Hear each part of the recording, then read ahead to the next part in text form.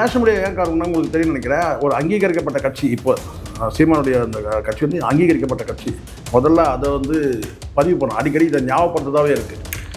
நாம் தமிழர் கட்சி இன்றைக்கி வந்து அங்கீகரிக்கப்பட்ட கட்சி, சரிங்களா? அப்போது அந்த கட்சியில் வந்து இந்த வரைவு அறிக்கை இருக்குல்ல, இந்த வரைவு அறிக்கை வந்து பார்த்தீங்கன்னா பெரிய அளவில் வந்து பேசப்படும். ஒரு 450 பக்கம்ன்றது வந்து அதில் இருக்க திட்டங்கள் எல்லாமே வந்து பார்த்தீங்கன்னா பெரிய பேசும்பொருளாகும். அது இன்னும் சொல்லப்போனால் கடல் தாண்டி இந்திய எல்லையை தாண்டி கூட பார்த்திங்கன்னா வந்து அதில் இருக்க விஷயங்கள் வந்து பரவலாக பேசப்படும். இந்த அங்கீகாரன்றது இதுதான். நீங்கள் நேஷனல் மீடியா வந்து ஏன் நேஷனல் மீடியா இன்றைக்கி இல்லை, இந்த என்றைக்கு இந்த வரைவு அறிக்கை வெளியிட்டாங்களோ அன்னிலேருந்தே வந்து பார்த்தீங்கன்னா வந்து நேஷனல் மீடியா அத்தனையுமே வந்து பார்த்தீங்கன்னா வந்து நாம் தமிழர் வந்து உற்று நோக்கக்கூடிய இடத்துல தான் இருக்காங்க. அப்போ அது வந்து பார்த்தீங்கன்னா இன்றைக்கி பரவலாக வந்து பேசப்படுது. அது மூலமாக தான் வந்து நேஷனல் மீடியாக்கள் வந்து வந்து தேடக்கூடிய சூழல் தான் இன்றைக்கி இருக்குது. எனக்கு வந்து என்னென்னா, இந்த இணைய வலிமைன்றது எப்போவுமே வந்து நாம் தமிழர் வந்து ஸ்ட்ராங். முழுக்க சீமான் வந்து ஃபண்டு கொடுத்து எப்பா இதெல்லாம் ஷேர் பண்ணுங்கப்பா, இதெல்லாம் வந்து இந்த காணொலி வந்து ஒரு 5000 பேருக்கு அனுப்புங்க, 5 லட்சம் பேருக்கு அனுப்புங்கன்னு சொல்ல மாட்டாங்க. இயல்பாகவே இது வந்து நாம் தமிழர் நடக்குது. இதுதான் இந்த டிஃப்ரென்ஸ் பார்த்துக்கணும். இங்கே கூலிக்கு மாரடிக்கிற கூட்டம்னு ஒன்று இருக்குது. இங்கே கூலியே கிடையாது, கொடுக்குற பழக்கமும் கிடையாது, கொடுக்கறதுக்கு பணமும் கிடையாது, பழக்கமும் கிடையாது. இயல்பாக நடக்குது, இயற்கையாக நடக்குது. இதுதான் வந்து இணைய வலிமை. அப்படி இந்த இணைய வலிமை இருக்கும்போது பார்த்திங்கன்னா சீமான் சொல்லக்கூடிய கருத்துக்கள் வந்து இன்ஸ்டாவில் வந்து யாரும் பணம் கொடுத்து ப்ரொமோட் பண்ண வேண்டிய அவசியம் இல்லை. இயல்பாகவே அது நடக்குது.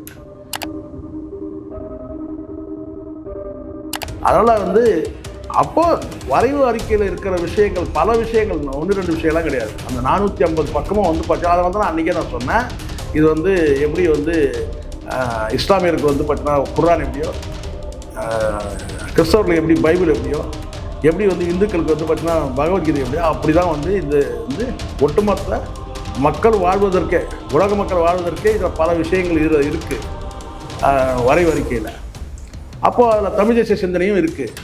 அப்போ அது வந்து பார்த்தீங்கன்னா இன்றைக்கி பரவலாக வந்து பேசப்படுது. அது மூலமாக தான் வந்து நேஷனல் மீடியாக்கள் வந்து வந்து தேடக்கூடிய சூழல் தான் இன்றைக்கி இருக்குது. விவசாயி சின்னம்னு ஒரு சின்னம் கொடுக்குறீங்க சார். அதில் என்ன சார் கரும்பு விவசாயி, நெல் விவசாயி வந்து என்னங்க இது நம்ம பேசுமா? இதிலே தெரியலையா சார்? இதிலே தெரியுதுல்ல, சின்னன்னு ஒரு விவசாயி சின்னம்னா ஒரு விவசாயி சின்னம் தான் இருக்கணும் இல்லை? அதில் என்ன வந்து பார்த்தீங்கன்னா அது கரும்பு விவசாயி சின்னம், அது என்ன ஆகும்? குழப்பம் ஏற்படும். இப்போ எல்லாரும் படித்த வந்து பார்த்தீங்கன்னா வந்து மேதைகளாக வாக்களிக்கிறோம் அத்தனை பேரும். சாதாரண மக்கள் போய் வாக்களிக்கும் போது அங்கே ஒரு குழப்பம் வரதானே செய்யும். விவசாயி சின்னம் போது அவங்க மேலே வந்து பார்த்துட்டே வராங்க. அவ்வளோ தேடி அந்த அளவுக்குலாம் நீங்கள் டைம் கொடுக்க மாட்டேங்கிறீங்க, நீங்கள் தேடி கண்டுபிடிக்கிற அளவுக்கு. அந்த மாதிரி இருக்குன்னா இந்த இடத்துல வந்து பேரையும் வந்து கட்சியும் தேடுறதுக்கு அந்த அவகாசம் இருந்தால் அப்போ டக்குனு சின்னம் தெரியும். அந்த சின்னத்துலேயும் நீங்கள் ஒரு குழப்பத்தை பண்ணிங்கன்னா அப்போ எப்படி? அப்போ புரியுதுங்களா? இது நீங்கள் திட்டமிட்டு அடிக்கிறீங்க. திட்டமிட்டு நாம் தமிழர் வந்து வாக்கு சதவீதம் குறைன்னு நினைக்கிறீங்க. அதனால் எனக்கு தெரிஞ்சுக்கிட்டா நாம் தமிழரை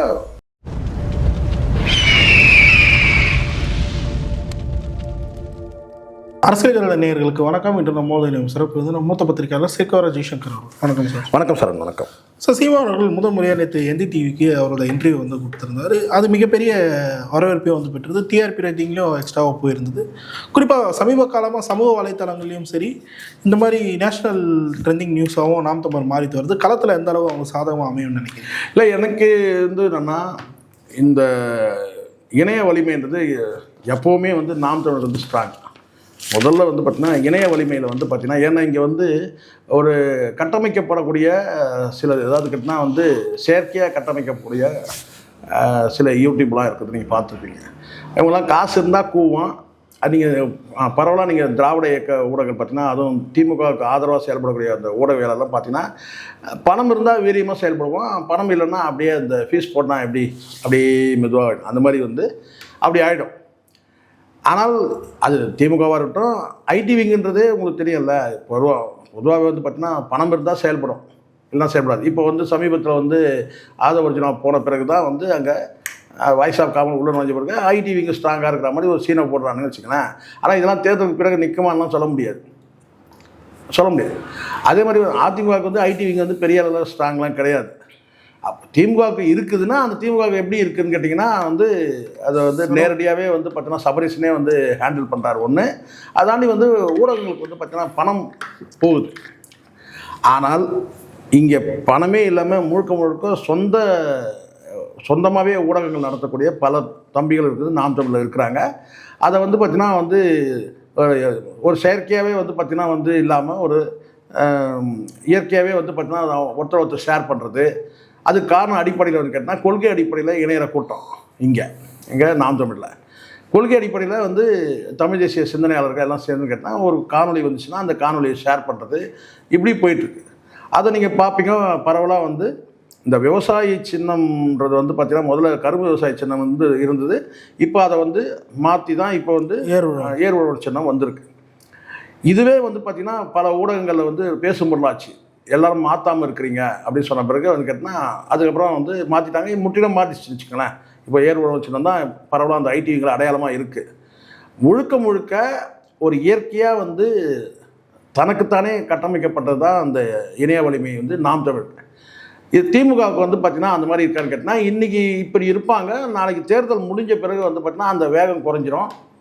குறிப்பிட்ட ஒரு 4 பேர் தான் இருப்பாங்கன்னு வச்சுக்கோங்களேன். அதுதான் இருக்குது. இதில் வந்து பார்த்திங்கன்னா இதுலேயே வந்து 2 பிரிவு இருக்குது. திராவிட இயக்கத்தில் பெரியாரிஸ்டுகள் சொல்லி ஒரு பார்த்து தனியாக இருக்குது. அவங்க வந்து கூவுறது கொஞ்சம் கம்மியாக இருக்கும்.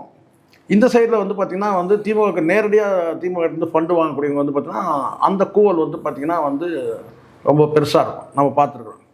இவங்கெல்லாம் அடிப்படையில் என்னென்னு கேட்டிங்கன்னா கொள்கையில் அப்படி கிடையாது. பெரியாரிஸ்டனும் தன்னை அடையாளப்படுத்திக்க மாட்டாங்க, இல்லை திமுக ஆதரவாளரும் தன்னை அடையாளப்படுத்திக்க மாட்டாங்க. பெரியாரிஸ்ட் வந்து திமுக வந்து நான் ஆதரவாளர் அப்படின்னு சொல்லவே மாட்டாங்க. நீங்கள் வேணால் இப்போ நேரடியாக கூட சொல்ல மாட்டேன். ஆனால் திமுக ஆதரவாக வந்து பார்த்திங்கன்னா வந்து ஒரு தற்காலிகமாக செயல்பாட்டாளர் மாதிரி இருப்பாங்க. ஆனால் இதெல்லாம் ஆளுங்கட்சியாக இருக்கிற வரைக்கும் இவங்களுக்கு ஒரு ப்ரொவிஷன் போகுதுன்றது உண்மை தான். ஆனால் தான் வந்து பார்த்திங்கன்னா வந்து ஒரு மாற்று கட்சிகளை சாடும் போது கூட பார்த்திங்கன்னா இப்போ உதாரணத்துக்கு நான் சொல்லும் போது உங்களுக்கு யார் ஞாபகம் வருது? முக்தார், இந்த மாதிரி சில பேர் ஞாபகம்லாம் வருது இல்லையா? உங்களுக்கு வரும் சொன்னேன். இப்போ முக்தாருக்கு வந்து பார்த்திங்கன்னா ஒரு போலீஸ் பாதுகாப்பு கொடுத்துருக்கு. அதாண்டி அவருக்கு வந்து பார்த்திங்கன்னா வந்து மாதாந்திர வந்து ஒரு ஃபண்டு வந்து வழங்கப்படுது. இதெல்லாம் ப்ரொவிஷன் வாங்கும்போது பார்த்திங்கன்னா போவாங்க. நாளைக்கு அது போகணும்னா நின்றோம். அது இயல்பு தானே, எல்லாருக்கும் நின்றோம். அப்போது இந்த இடத்துல நாம் தமிழர் அப்படி கிடையாது. முழுக்க சீமான் வந்து ஃபண்டு கொடுத்து எப்பா இதெல்லாம் ஷேர் பண்ணுங்கப்பா, இதெல்லாம் வந்து இந்த காணொலி வந்து ஒரு 5000 பேருக்கு அனுப்புங்க, 5 லட்சம் பேருக்கு அனுப்புங்கன்னு சொல்ல மாட்டாங்க. இயல்பாகவே இது வந்து நாம் தமிழர் நடக்குது. இதுதான் இந்த டிஃப்ரென்ஸ் பார்த்துக்கலாம். இங்கே கூலிக்கு மாரடிக்கிற கூட்டம்னு ஒன்று இருக்குது. இங்கே கூலியே கிடையாது, கொடுக்குற பழக்கமும் கிடையாது, கொடுக்கறதுக்கு பணமும் கிடையாது, பழக்கமும் கிடையாது. இயல்பாக நடக்குது, இயற்கையாக நடக்குது. இதுதான் வந்து இணைய வலிமை. அப்படி இந்த இணைய வலிமை இருக்கும்போது பார்த்திங்கன்னா சீமான் சொல்லக்கூடிய அந்த கருத்துக்களை வந்து இன்ஸ்டாவில் வந்து யாரும் பணம் கொடுத்து ப்ரொமோட் பண்ண வேண்டிய அவசியம் இல்லை. இயல்பாகவே அது நடக்குது. அதுதான் இது வந்து பார்த்திங்கன்னா இப்படியும் சொல்ல முடியும். அதாவது தமிழ் தேசிய கொள்கையை நேசிக்கக்கூடிய நபர்கள் மற்றும் சீமானுக்கு வந்து பார்த்திங்கன்னா வந்து வலிமை சேர்க்கக்கூடிய நபர்கள். ஸோ இதுதான் வச்சு தான் வந்து இணைய வலிமை போகுது. இப்போ லேட்டஸ்ட்டாக உங்களுக்கு தெரியும் நினைக்கிறேன், இந்த படம் ஒன்று வந்திருக்கு, எல்லைக்கு வந்திருக்கு. அது வந்து பார்த்தீங்கன்னா இப்போ மெல்ல அந்த படம் வந்து பரவலாக பேசப்படுது. இதன் மூலம் பரவாயில்ல. ரெண்டாவது ஏற்கனவே சினிமாவில் வந்து பார்த்தீங்கன்னா வந்து ஒரு இயக்குனராக வந்து ஒரு நல்ல அறிமுகம் இருக்குது சீமான் அவர்களுக்கு. அப்போது சினிமா துறையை சார்ந்தவர்களுக்கும் வந்து பார்த்தீங்கன்னா ஒரு ஆதரவான பார்வை வந்து சீமான் மீது இருக்கும்போது இயற்கையாக நடக்குது. இன்ஸ்டாவில் நடக்கக்கூடிய இந்த பரவல்ன்றது இல்லை சார். சோஷியல் மீடியா இங்கே இருக்க ஐடிவிங் இதெல்லாம் ஓகே, பட் நேஷனல் மீடியாஸ் இப்போ முதல் முறையாக கவர் பண்ண ஆரம்பிச்சு. நேஷனல் மீடியா ஏன் கவர் பண்ணால் உங்களுக்கு தெரியும் நினைக்கிறேன். ஒரு அங்கீகரிக்கப்பட்ட கட்சி இப்போ சீமானுடைய அந்த கட்சி வந்து அங்கீகரிக்கப்பட்ட கட்சி. முதல்ல அதை வந்து பதிவு பண்ணணும். அடிக்கடி இதை ஞாபகப்படுத்துறதாகவே இருக்குது. நாம் தமிழர் கட்சி இன்றைக்கி வந்து அங்கீகரிக்கப்பட்ட கட்சி, சரிங்களா? அப்போது அந்த கட்சியில் வந்து இந்த வரைவு அறிக்கை இருக்குல்ல, இந்த வரைவு அறிக்கை வந்து பார்த்திங்கன்னா பெரிய அளவில் வந்து பேசப்படுது. ஒரு 450 பக்கம்ன்றது வந்து அதில் இருக்க திட்டங்கள் எல்லாமே வந்து பார்த்தீங்கன்னா பெரிய பேசும் பொருளாகுது.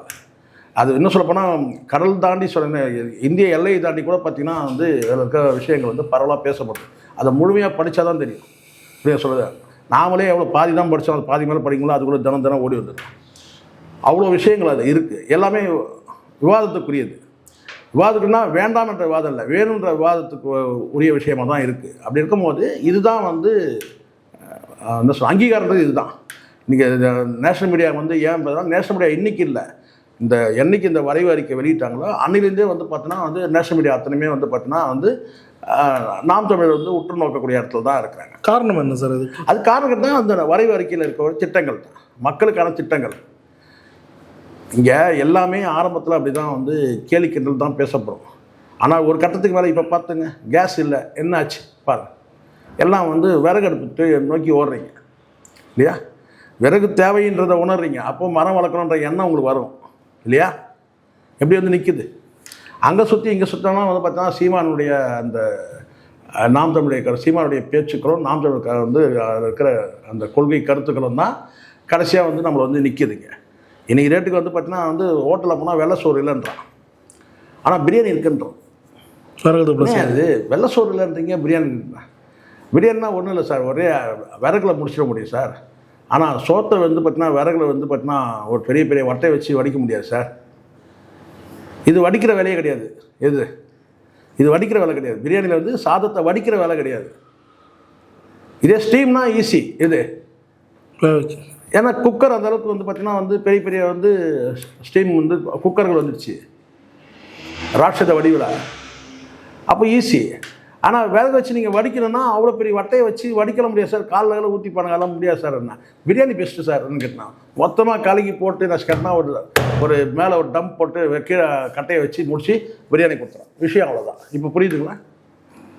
இந்த இடத்துல இயற்கையாக வந்து கிடைக்கும். என்றைக்கும் வந்து இந்த குக்கரு இதெல்லாம் வந்து இன்றைக்கி வந்து நம்மளை ஆக்கிரமிச்சிச்சு.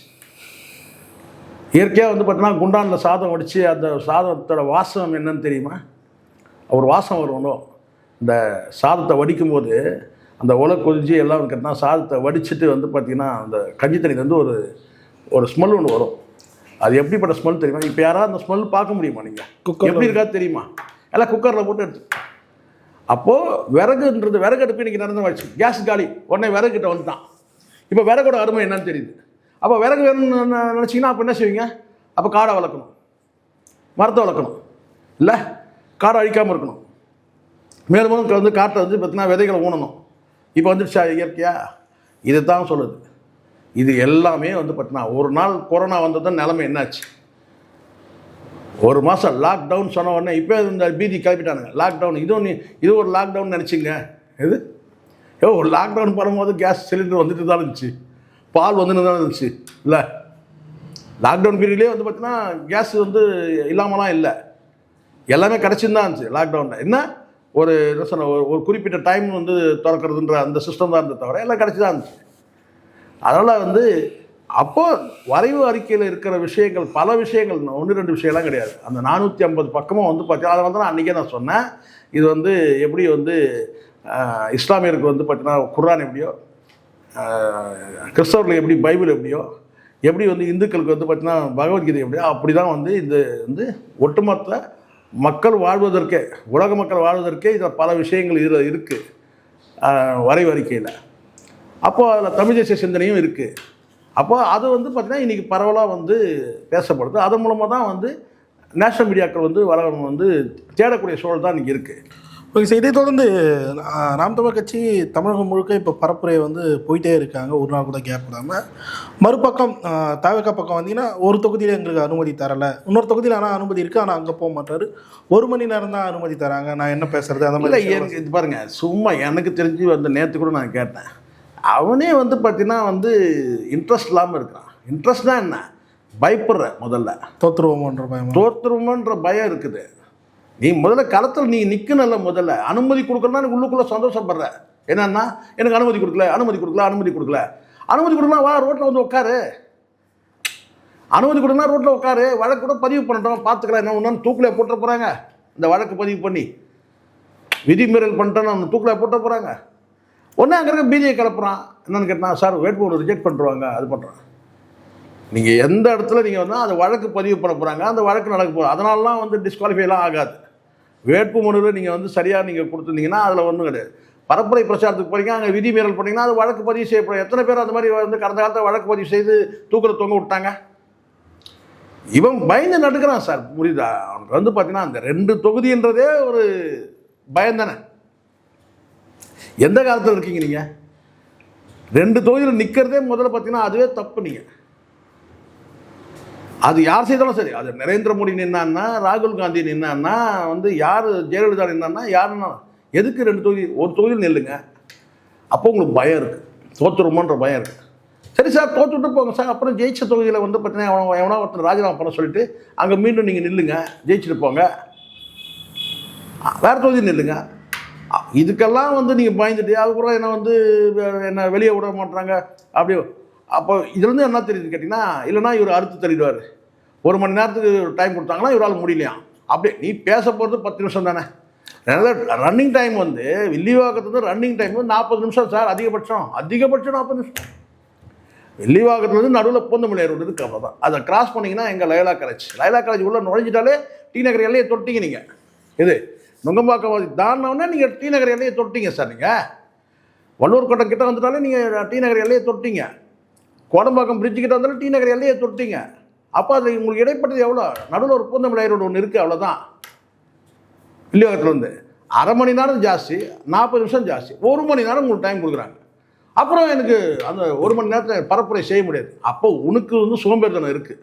இன்னொரு விஷயமா இருக்கு. அதான் இன்னொன்று கூட இருக்கா சார், டி நகர் அவாய்ட் பண்ணதுக்கு இன்னொன்று வந்து இப்போ விஜய் கிட்ட சொல்லப்படுது. என்னென்னா புஷி ஆனந்த் வந்து பார்த்தீங்கன்னா வந்து ஜெயிக்க வைக்கிறது அவ்வளோ நல்லது இல்லை.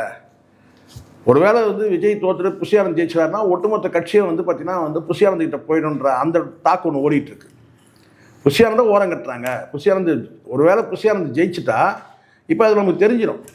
ஏன்னா விஜய் வந்து டி நகருக்கு பிரச்சாரத்துக்கே போகலன்னு சொன்னால் புஷி ஆனந்தோட வெற்றி பெறத்தை அவர் விரும்பலை அப்படின்னு தான் தகவல் சொல்கிறாங்க. அது காலப்போக்கில் நமக்கு தெரியும், போக போக தெரியும். வரக்கூடிய செய்திகள் நம்ம சொல்கிறோம். புஷி ஆனந்த் வந்து ஜெயிச்சாச்சுன்னா புஷி ஆனந்தோ அல்லது வந்து ஆதவ அர்ஜுனோ ஜெயிச்சிட்டா. ஏன்னா ஜான் பொறுத்த வரைக்கும் தீவிரமான விசுவாசி வந்து விஜய், எனக்கு நல்லா தெரியும். தீவிரமான விசுவாசி யாருக்கு? விஜய்க்கு. அப்போது ஆதவ அர்ஜுனா ஜெயித்தாலோ அல்லது வந்து புஷி ஆனந்த் ஜெயித்தாலோ ஒட்டுமொத்தமாக கட்சி வந்து அவன் கைக்குள்ளே போயிடும்ன்றதுல உறுதியாக இருக்கிறாரு ஜான். அதனால் எனக்கு அப்படி ஒரு பார்வை இருக்குது. வில்லிவாக்கத்துக்கும் டி நகருக்கும் விஜய் எப்போவுமே போக மாட்டார். இப்போ நாளைக்கு கூட கடலூர் தான் போகிறார். ஸோ கடலூர் திருநெல்வேலி போகிறார். அப்போ வந்து திட்டமிட்டே வில்லிவாக்கத்தையும் அவர் வந்து டி நகரையும் வந்து விரும்பலை. காரணம்னா இவங்க பண்ணக்கூடியது உள்ளுக்குள்ளே வந்து பார்த்தீங்கன்னா வந்து ரொம்ப ஃபீல் பண்ணுறாருன்றவோட சொல்கிறாங்க. ஆதவ அர்ஜுனா வந்து நிறைய பகைமையை தேடித்தராரு அப்படின்ற சில தகவல்லாம் வந்துகிட்டு இருக்கு. களத்துலேயும் தெரியுது இல்லை? ஆமாம், பகைமையை தேடித்தராரு, தேவையற்ற பிரச்சனைகளை வந்து உருவாக்கி. லயலாமணின்னு ஒரு பையன் தான்ல, அவன் வந்து ஃபுல் அண்ட் ஃபுல்லு வந்து நக்கீரன் கோபால் வந்து ரொம்ப வந்து ஒருமையில் பேசுறது, அவமரியாதை பேசுறது எல்லாம் பண்ணும்போது ஜான் கிட்ட அந்த தகவல் பண்ணுவோம் என்ன சொன்னால் அவனை மேடையே வந்து சொல்லிட்டாராங்க. அதாவது நீங்கள் மேடையில் ஏறி இந்த மாதிரி பேசுறீங்கன்னா உங்கள் கட்சியை விட்டு நிற்கிறோன்னு சொல்லி கூப்பிட்டு வான் பண்ணிட்டாங்க. பட் அந்த செய்தியெல்லாம் வந்து ஜான் வந்து சாதாரண நீங்கள் இவங்க நினைக்கிறதுலாம் ரொம்ப தப்பு. நான் கூட பழகினாரு, நான் நட்பு இருக்குது அதுக்காக சொல்கிறேன், நீங்கள் நச்சல தயவுசெய்து நான் அப்படி சொல்லவே மாட்டேன். திட்டம்னா இன்றைக்கி கூட யாரும் நம்ம யோசிக்கவே மாட்டோம். ஆனால் ஜானுக்கு வந்து பார்த்திங்கன்னா ஆதவ் உள்ளே நுழைஞ்சி டோட்டலாக கட்சியோட திசையை மாற்றினதுலாம் வந்து ஆதவ்ன்றதுல கடுமையான கருத்து வேற்றுமை இருக்குது. அதை மெல்ல மெல்ல அதை உணர வைக்கிறாரு விஜய்க்கு. ஃப்யூச்சரில் நம்ம இப்படி இருந்தாக்க இப்படி ஆயிடும்ன்ட்டு நான் ஏற்கனவே சொல்லியிருக்கிறேன். நீங்கள் யார் தப்பான ஆள்லாம் உள்ளே விட்றீங்க, கட்சியில் வந்து பார்த்தீங்கன்னா என்டி ராமராவுக்கு அதை மாதிரி ஆயிரும் அப்படின்னு நான் சொன்னேன். அதை வந்து பார்த்தீங்கன்னா அவர் எச்சரிக்கையாக இருந்து கேட்டிங்கன்னா வந்து உஷாராக இருக்கிறார். பார்க்கலாம் காலப்போக்கில் அடுத்தடுத்து என்ன நடக்குதுன்றதை பார்க்கலாம் நம்ம. ஆனால் கடலூரில் என்ன கூத்து நடக்குது, அடுத்தது வந்து பார்த்தீங்கன்னா திருநெல்வேலியில் இன்றைக்கி திருநெல்வேலின்னு நினைக்கிறேன் என்ன கூத்து நடக்குதுன்னு பார்ப்போம். எல்லாமே சீன் தானே, ஊடகங்களே அதானே சொல்லுது. சீனை மாற்றினார், அதை மாற்றினார், இதை மாற்றினார் அப்படின்னு. ஆனால் எந்த ஒரு நியூஸ் சேனல்ஸ்க்கும் தன்னோட இன்டர்வியூ தராமல் விஜய் வந்து இப்போ ஜி டிவிக்கு வந்து இன்டர்வியூ தர. அதுதான் சார், இது ஏன்னு கேட்டிங்கன்னா வச்சுக்கிட்டா வஞ்சனை பண்ணுறாரு. குறுக்கு கேள்விலாம் கேட்கக்கூடாது. நீங்கள் ஒரு அண்டர்ஸ்டாண்டிங் இருக்கணும். ரெண்டாவது லைவ் ஓட்டை இப்போ கூட பேட்டி கொடுக்குறாரு. நீங்கள் லைவ் வருவாரா? அதுவே டவுட்டு. லைவ் எனக்கு தெரிஞ்சிருக்கு லைவ் வரதுக்கான வாய்ப்பு இல்லை. ஒரு குறிப்பிட்ட ஒரு ஊடகத்தில் இந்த நேரத்தில் பேட்டி கொடுத்தா ஒட்டு மொத்தமாக ரீச் ஆகிடும்னு நினைக்கலாம். ஒரு வேளை இது அது வந்து ஜி வந்து ஒரு அண்டர்ஸ்டாண்டிங் வந்திருக்கலாம். ஒரு வேளை இவங்களுக்குள்ளே ஏதாவது இருந்திருக்கலாம், இல்லை அதில் ஏதாவது ஒரு ஃபண்டு கூட வாங்கியிருக்கலாம். ஏன்னா வந்து வைரலாக பெரிய அளவில் வந்து இதுவாகும் இல்லையா, போட்டவுடனே வந்து கோடிக்கணக்கான பேர் ரீச் ஆகும். ஸோ அதனால் கூட இருக்கலாம். ஆனால் லைவ் எனக்கு தெரிஞ்ச லைவ் வரதுக்கான வாய்ப்பு இல்லை. அதுக்கு என்ன கொஞ்சம் வந்து அந்த அளவுக்குலாம் விஜய்க்கு வந்து இன்னும் வந்து ப்ரிப்பேர் ஆகலை. இன்னொரு விஷயம் சார், இப்போது இந்த மாதிரி ஒரு விஷயத்தில் ஒரு தலைவர் பண்ணுறது தொந்தராக பார்க்கும்போது நம்ம தொகுதிக்கு தலைவர் வருவாருன்னு சொல்லிட்டு அந்த ஏரியா வேட்பாளர் வந்து நின்று இப்போ தான் பொம்மை ரெடி பண்ணிட்டாங்கல்ல. பொம்மை ரெடி பண்ணதை தாண்டி இப்போ டூப்லாம் ரெடி பண்ண ஆரம்பிச்சிட்டாங்க. அதுதான் சார், அப்படிதான். இதெல்லாம் இதுக்கு முன்னாடி எங்கேயாவது கேள்விப்பட்டிருக்கீங்களா? ஒரு பொம்மையை கொண்டு போயிட்டு வந்து இறந்த தலைவர்கள்லாம் பொம்மையாக வைப்பாங்க. உயிரோட தான்டா இருக்கிறான், செத்தா போயிட்டான். நான் கேட்குறேன், அறிவு இருக்கடா உங்களுக்கு? உயிரோட தானே இருக்கிறான். கட் அவுட்டு கொண்டு போய் என் போஸ்டர் விட்டுக்காத விட இல்லை சார் சொல்கிறேன், போஸ்டர் விட்டுங்க வந்து பார்த்தா அந்த பைத்தியம் என்ன பண்ணுறான் தெரியும் எல்லாம் உங்களுக்கு. இந்த காரைக்குடியில் இருக்க பைத்தியம் சேர்த்தான்னு கேட்டான். முகமூடி வந்து அந்த ரப்பர் பேண்டில் போட்டிருக்கல, அந்த ஃபேஸ் மாஸ்க் மாதிரி போட்டு எல்லாரும் தலையே மாட்டி விட்டான். இது எல்லாரும் எவ்வளோ கேலி கூத்தலாம் நடக்குது பாருங்கள். இவனா வந்து பொம்மையை சிலையை செஞ்சு அதை நிற்க வச்சுட்டானுங்க. இதெல்லாம் எங்கே போய் முடியுது பாருங்கள். ஸோ எப்படி பார்த்தாலும் விஜய்க்கு வந்து அந்த அரசியல் அந்த என்ன அரசியல் குறித்த புரிதலே இல்லைன்னு நான் நினைக்கிறேன். புரிதலே இல்லை. அரசியல்னா என்ன, நம்மளுடைய கடமை வந்து ஒரு தலைவனாக நமக்கு உள்ள கடமை என்ன. சும்மா நீங்கள் வந்து இதையே சொல்ல முடியாது சார், எனக்கு வந்து கூட்டம் வந்துடும், அது வந்துடும், இது வந்துடும். ஒரு பயம் மட்டும் இருக்குது. டோப்பாவை பிடிங்கிற போகிறானுங்க தலையிலன்ற அந்த பயம் இருக்குது. அது உள்ளபடியே உண்மை. அது சரிடா, எவனா எகிரி குச்சி வந்து டோப்பாவை பிடிக்கிட்டான்னா அன்னையோட முடிஞ்சிச்சு. இது ஏன்னா நீ அப்படி தானே வந்து கட்டமைக்கிற. ரஜினிகாந்துக்கு அந்த பிரச்சனையே கிடையாது, சத்யராஜுக்கு அந்த பிரச்சனையே கிடையாது, யாருக்கும் அந்த பிரச்சனை. இந்த செட்டிங் பண்ணது அந்த டோப்பான்னு ஒன்று வச்சா தானே சிக்கலை. அட இப்படி தலையை காட்டிக்கிற பிரச்சனையே கிடையாது. இது அது விஜய்க்கு வந்து அந்த பயம் இருக்குது. நம்ம அந்த கல்ட்டுன்றது உடஞ்சிட போகுது அப்படின்னு சொல்லிட்டு அதுக்கே நீ முக்காசி தலை மயிருக்கு பயந்துட்டு வந்து பார்த்தீங்கன்னா மயிருக்கு பயந்துன்னு எது தலையில் இருக்கிற மயிருக்கு பயந்துட்டு வந்து வீட்டில் இருக்கிற ஒரே ஆள் யாருன்னு கேட்டிங்கன்னா களத்துக்கு வராது, அது விஜய் ஒரு ஆள் தான். இது ஃபேக்ட், நான் சொல்கிறது உண்மை. இது அந்த பயம் இருந்துகிட்டே இருக்குது. ஏன்னா ரைடு வந்தபோது ஒரு 6 வருஷத்துக்கு முன்னாடி ரைடு வந்தாங்க இல்லையா. ரைடு வந்தபோது விஜய் அவங்ககிட்ட கெஞ்சினது எது தெரியுங்களா? ஐயோ என் சொத்தை பிடின்னு போயிடாதீங்க, அதை போய் எடுத்துன்னு போயிடாதீங்க, இதை எடுத்துன்னு போயிடாதீங்கன்னு சொல்லிட்டு ரைடு வந்தவங்ககிட்ட கெஞ்சினது எது தெரியுங்களா? ரைடு வந்தவங்கன்னு கேட்டால் வந்து நீங்கள் ஏதாவது மைக்ரோ சிப் ஏதாவது வச்சுருக்க போகிறான்னு சொல்லிட்டு நீங்கள் ஹேர் ரிமூவ் பண்ணுங்கள், அதாவது டோப்பாவை எடுங்க சார், அதை மட்டும் தயவு செஞ்சு அது மட்டும் வேணாம் சார், டோப்பா எடுக்க சொல்லாதீங்கன்னு சொல்லிட்டு கெஞ்சினது அதுக்கு தான். கெஞ்சினது அதுக்கு தான். வேறு எதை எடுத்து போயிட்டீங்களோ அதை எடுத்து போயிட்டீங்கன்னா கிடையாது. டோப்பாவை மட்டும் கரெக்டாக சொல்லாதீங்க அப்படின்னு சொல்லிட்டு. அதனால் விஜய்க்கு வந்து நிறைய பயம் இருக்குது. இப்போ இந்த வேட்புமனு ஏற்புன்னு சொன்ன உடனே தான் என்ன சொன்னதுன்னா உயிரே வந்துச்சு. எங்கே வேட்புமனு ரிஜெக்ட் ஆயிருமோன்ற அந்த பயம் இருந்துகிட்டே இருந்துச்சு. வேட்புமனு ஏற்புன்னு தான் அப்பா நிம்மதி. இப்போ நீங்கள் வேணா பாருங்கள், கடைசியாக வந்து ஆதவர்ஜுனா வந்து எப்படியாவது குளத்தூர் பகுதி கொண்டு போயிடணும், பெரம்பூருக்கு வந்துட்டு மறுபடியும் பெரம்பூருக்கு வருவார் நிச்சயமாக. பெரம்பூருக்கு வந்துட்டு அப்படியே நம்ம வெள்ளிவாகத்துக்கு கூட்டு போகணுன்றது பிளான். ஆனால் அதுக்கு இடையில் என்ன இருக்குது, நடுவில் குளத்தூர்னு ஒன்று இருக்குது. பெரம்பூர்லேருந்து நீங்கள் தாண்டனா குளத்தூரை தாண்டாமல் நீங்கள் வந்து போக முடியாது, இல்லை சுற்றி நிற்கிறீங்களாம் போக முடியாது. இது ஒரே ரோடு. நீங்கள் வெள்ளிவாக்கம் தொகுதிக்கு வரணும்னா நீங்கள் குளத்தூரை தொடாமல் வர முடியாது. குளத்தூரில் வந்து பார்த்தீங்கன்னா விஜய் வந்து வர்றது டவுட்டு, அது தேவையில்லாம் சிக்கலாயிரும். அதனால் வேட்புமனு ரிஜெக்ட் ஆகிற போது அந்த பயம் இருக்குது. அதனால் வெள்ளிவாக்கத்துக்கு வரமாட்டேன் சார். ஆதவர்ஜுனாவை ஜெயிக்கிறத வந்து விஜயே விரும்பலை சார். இது வந்த செய்தி நான் சொல்கிறேன். அதேமாதிரி டி நகரில் புஷியானந்த் ஜெயிக்கிறதையும் விரும்பலை.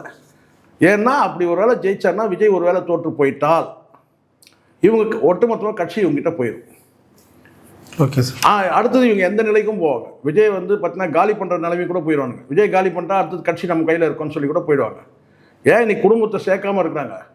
ஜேசன் சஞ்சய் வந்துட்டான்னா வந்து அப்படி போயிட போது பாரு சொல்லிட்டாங்க. குடும்பத்தை சேர்க்காமல் தடுத்து நிற்கிறது யாருன்னு கேட்டால் 2 பேரும் தடுத்து நிற்கிறான். குடும்பம் சேர்ந்துடக்கூடாதுன்னு நினைக்கிறான். யார்? விஜயோட குடும்பம். நல்லா புரிஞ்சுங்க.